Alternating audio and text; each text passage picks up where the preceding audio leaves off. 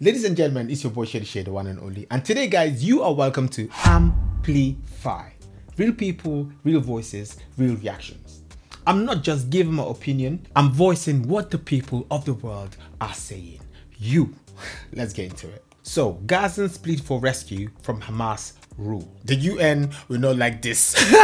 This is gonna be good. All right, guys, let's go for it. Gazans are risking everything to speak out. The Center for Peace Communications has released this powerful new video of ordinary Palestinians in the Gaza Strip calling for a future that's free from fear, corruption, and terror under Hamas. Take a look. Okay. كنا نمر بتعذيب لفترات طويلة من الشبح والتعذيب والإهانة. يريدون إخماد صوتنا بأي طريقة كانت. Gaza's unheard voices.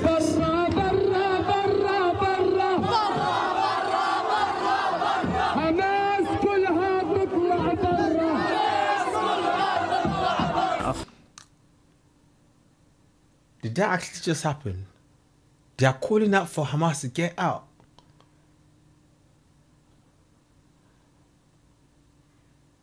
هو شاب معارض لحكم حماس وهو اللي نظم حراك بدنا نعيش. أحد منظمي حراك بدنا نعيش ومؤسس الشباب الفلسطيني للتنمية. قامت حماس باعتقالي لأكثر من 20 مرة. تعرضت كثير لاعتقال السياسي من قبل حكومة الأمر الواقع في قطاع غزة. يوم حراك بدنا نعيش اعتقلوني وعذبوني علشان أعترف على مكانه، ولكن أنا ما كنتش بعرف مكانه. وفي آخر فترة استشرست حماس وهم بيعتقلوا الناس في المستشفيات وبكسروا الناس في المستشفيات يعني. حيث الباص والشبح والتعذيب. They use torture methods such as sodomy. Sodomy. Sodomy defender. Sodomy. You know, I thought they're against all this. Really? والشبح المتواصل طيلة اليوم كانت تقول لنا أنتم لستم بشر، أنتم هنا أرقام فقط. فوق المنطق. بعد فترة من الآن بعد انهيار المنظومة الأمنية في قطاع غزة أصبح هناك عبارة من الأشخاص المتنفذين في داخل حركة حماس لقوة حماس الأمنية أصبحوا قاطعين طرق لهذه المساعدات. احنا بنحمل حماس المسؤولية أولاً وآخراً. We hold Hamas responsible first and foremost for the current situation. Is this real? And are they in Gaza? Or they left already seeking asylum somewhere else? For them to be able to speak boldly like this. عن هذا الوضع القائم من 7 أكتوبر وتعجيت احنا اللي صار فينا ما حصل للبشرية كلها من قتل ودمار وهلاك، ونتمنى مزيدا من المساعدات ولكن بشرط ألا تصل ليد حماس. إذا وصلت ليد حماس ما حدا حياكل. احنا في المخيم ما بخشش علينا شيء. خيام اجت لنا المخيم توزعت للي بدهم اياه، وانا في 7 انفار في نص خيمه. بكره لو اجى الشتاء راح اغرق. الشادر تبع الخيمه هذا شادر معروف لكل العالم، شادر اليونيسيف، هذا بيجي مساعدات دوليه من برا إلنا. اشتريته اشتريت مترو ب50 شيكل، هو بيجينا مجانا. هاي حماس ايش عملت لنا؟ قعدتنا في الخيام. طبعا حماس مش حاسين فينا، كروشهم هالقدي مطلس في الدول العربيه قاعدين ولا واحد حس فينا. تتفاجأ اذا انت مش ابن حماس مالكاش حق في الحياه ولا لك حق في اي مساعده انسانيه. غباء الحركه الغبيه اللي عملتها حماس يوم 7 اكتوبر والمقاومه غير محسوبه النتائج، يجب على كل شريف وعلى كل انسان وطني وعنده ثروه اخلاق وطنيه انه يدين هذا العمل القبيح والعمل المجرم الذي قامت به حماس. ولا في عمار ولا في نيله. بتمنى ان تمسح حماس من البلد يروحون متعين حماس.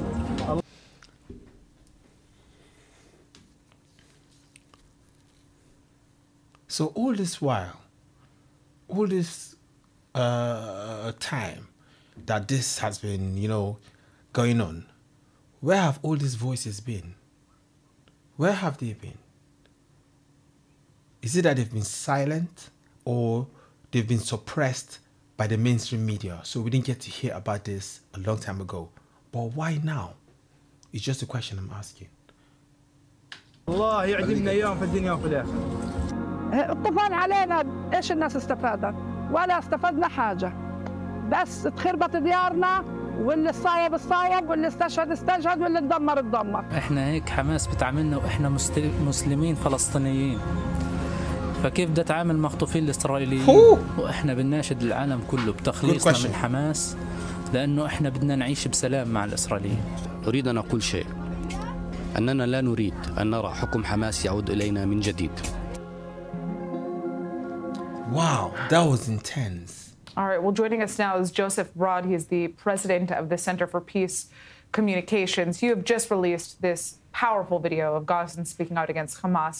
How were these testimonies gathered, and what kind of risks did these individuals take to share their voices? I mean, we don't often see Gazans willing to speak in front of the camera like we did see so plainly here. Our organization maintains a ground-level presence inside Gaza for years now, since well before October 7th. We built bonds of trust with hardened anti-Hamas activists, including those who took to the streets in over 1,000 in number to protest Hamas as early as 2019. And these are brave people who are speaking out for a much larger number of Gazans who don't want Hamas ever to return as a governing actor in the Strip, and feel that they have no choice at this point but to face the camera and ask the world to listen to them. What risks are they potentially now facing in doing so? And what does this tell us about the internal reality in the Gaza Strip? We've seen, and you've covered, incidents in which Hamas has gone after, abducted, tortured, broken the legs of, and at times killed dissidents who represent the so-called We Want to Live movement, who have organized street demonstrations over the past few months. They feel threatened by any alternative voice that raises its head in the Strip. It is the true threat to Hamas's survival, political alternatives to its iron rule. And so what this says is that people are standing up with increasing courage and boldness, and this is boldness that arises from despair. Yeah, it gets to a point where, you know, when you have your backs against the wall and you stop fearing, you know, the tyrants that are holding you captive, it gets to a point where, you know, at the beginning it's more like what do you call it? Is it like denial? Okay, it's right there. You see the fear, but you're scared. You're scared to face it. You know, you're scared to take the bull by the horn. But it gets to a point where you just lose the whole fear. You drown in it, and you're like, you know what? Whatever will be, will be. I'm done running. I'm gonna face this head on. Whatever happens, happens. You know, sometimes we get to that point, and it's like, let it be. You know, you just take your head on. They've probably got into that point where they're like, there's just one way, you know, they're already down. When you're at the bottom, there's only one way, and the way is up. Or you die and you're buried. They feel that the world is conflating Hamas with Gazans generally, and is somehow whitewashing or erasing the commanding role that Hamas has played in driving this conflict and its perpetuation. And so they want to challenge that narrative. Joseph, would you say that this is reflective of the masses in Gaza? I mean, the most recent polls that we know that came out of the Gaza Strip back in May suggested that 38% of the Gazan public still supports what took place on October 7th. And of course, we know that it is because of Hamas's attack on October 7th that we are now seeing this mass devastation following Israel's response. Well, even the poll you cited, which means at the same time that 62% are in opposition to Hamas, we believe is, as is often the case in environments where people are ruled by a terror militia, undercounts the massive opposition to Hamas today. Now, I would caution you that to be anti-Hamas is not the same as to be pro-Israel, and to the contrary, the majority, the prevailing, overwhelming view in Gaza today is both anti-Israel and anti-Hamas. There is a minority, and you've seen a moment from reflecting it in the video, that wants and stands up for the principle of coexistence. They believe the best way forward for the future of Gaza is partnership with Israel and all its allies to rebuild the Strip. Yes, makes sense. They are joined by a substantial minority when the question comes to the binary question of whether Hamas should ever be allowed to rule again. And that number is vast in Gaza. And what you've just seen reflects that prevailing view. We have our senior Middle East correspondent, Ariel Osran, here with us. Now, we were discussing this video earlier, Ariel, and I know that you had a question that you had wanted to ask Joseph about this. Yeah, Joseph, first, good to see you, and very important to bring these voices. I know personally that some of them are being hunted down by Hamas, and they go to extreme personal risk to voice their position to the world. So thank you for bringing these important voices. I cannot imagine living my life like that. I can't imagine it.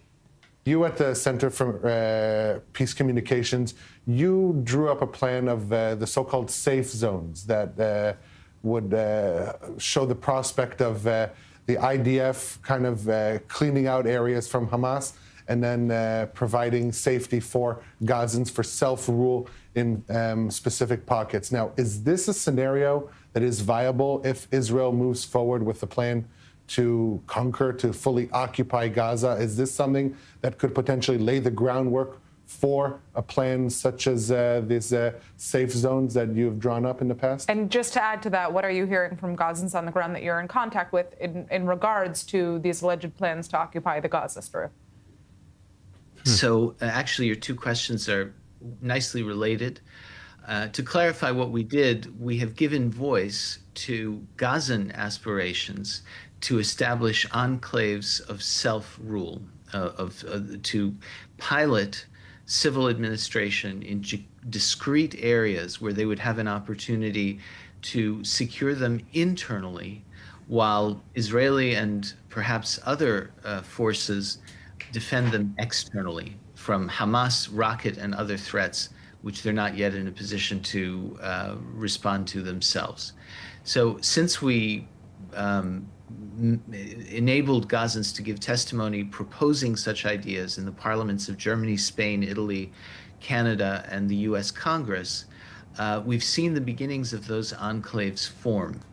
Some have been reported on. We've enabled those people to speak out, and others are yet to emerge publicly.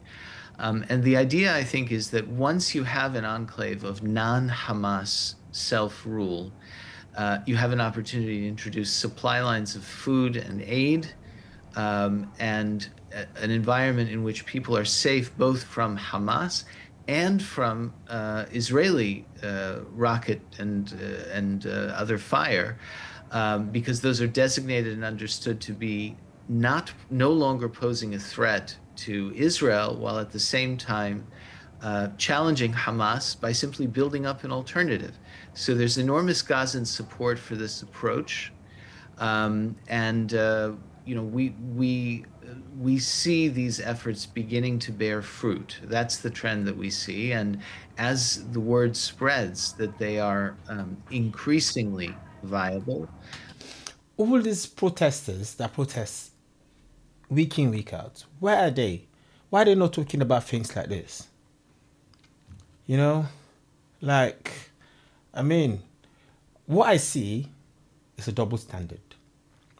Because if you're fighting for people, you need to fight for them on every side, all right, on every aspect that affects them. You're protesting against Israel attacking them, right?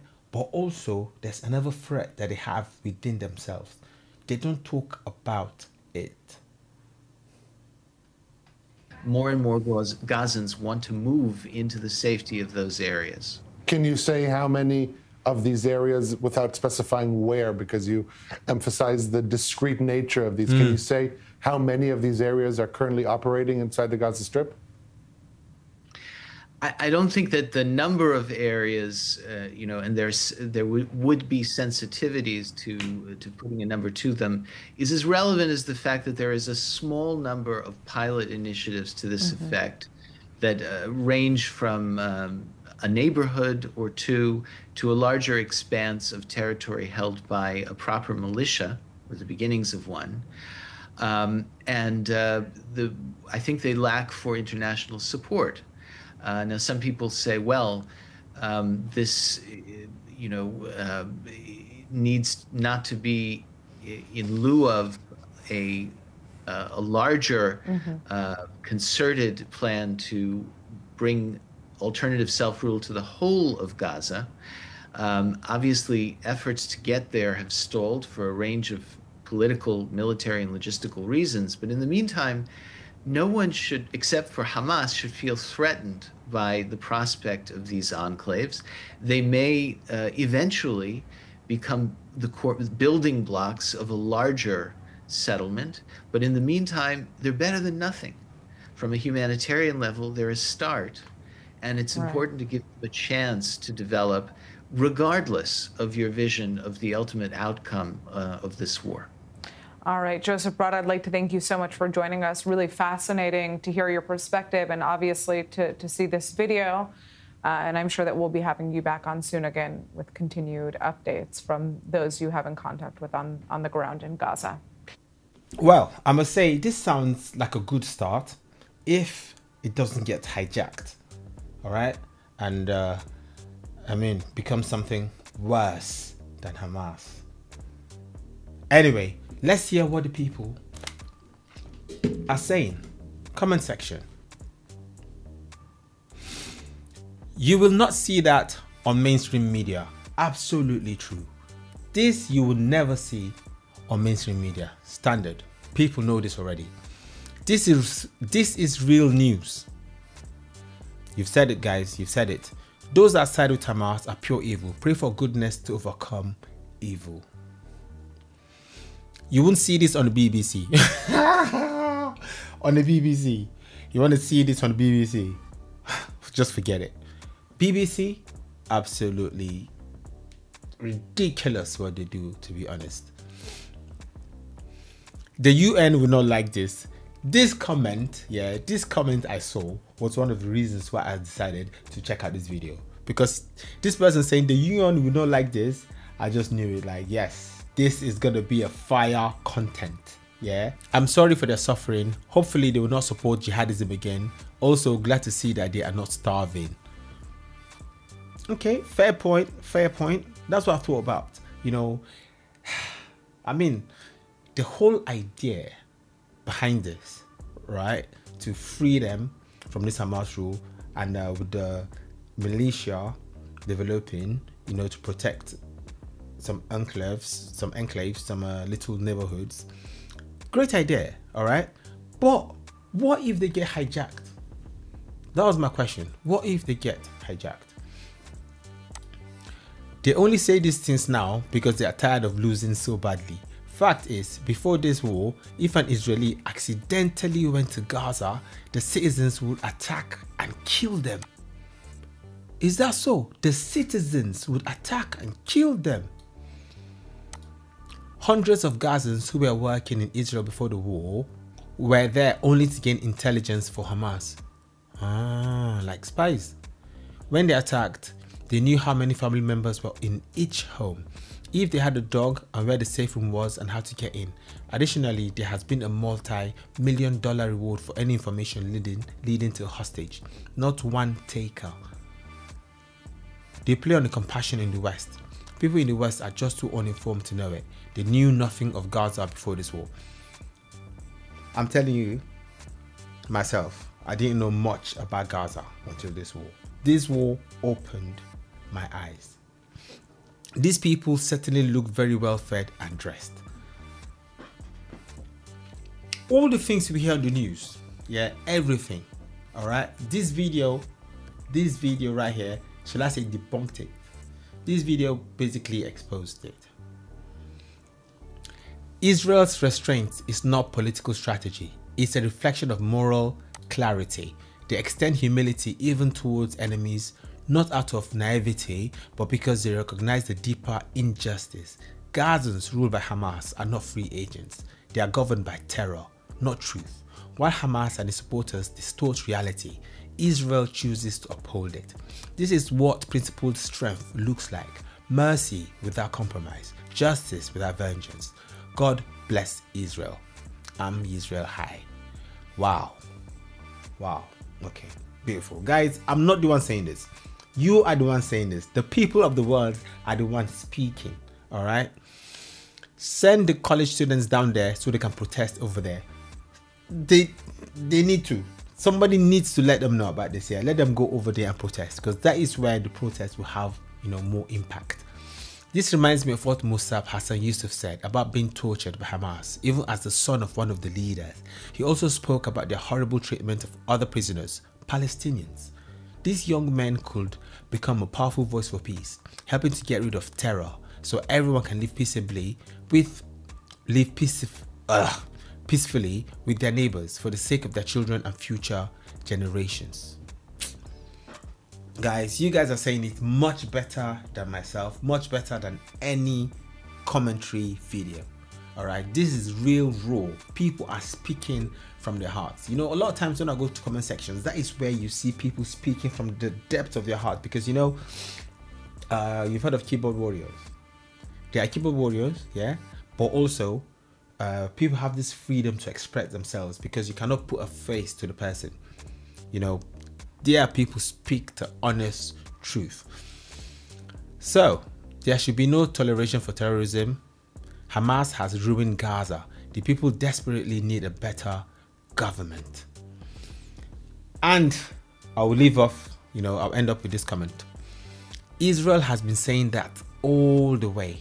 Finally, people are seeing it. Wow. Honestly, wow. Okay, I think I'm going to be making more amplified videos because the comment section is just so rich and raw with so much information. Truly, the ability of people to speak without fear, unhinged, is something I really love and appreciate. So I'm really enjoying this video, probably more than you. I really can't wait for peace in the Middle East. I really can't wait for cousins to live together, because at the end of the day, you're all cousins. You know, we in the whole world are all one big family. But you guys over there, you have more cousins. The Ishmaelites, Isaacites, okay, not Isaacites, but you know what I mean. I said I was going to end with that comment, but no, I'm going to end with this one. I don't see any hunger, no malnutrition, just a bunch of healthy men, well dressed and groomed, just visited the barbershop. All right, guys, that's it for Amplify. I hope you enjoyed this. If you guys want more, let me know. Peace. Oh, I love you more than words can say. You are me. Oh, you are the light that shine in my way. You are me. Oh, I love you more than words can say. You are me. Oh, you are the light that shine in my way.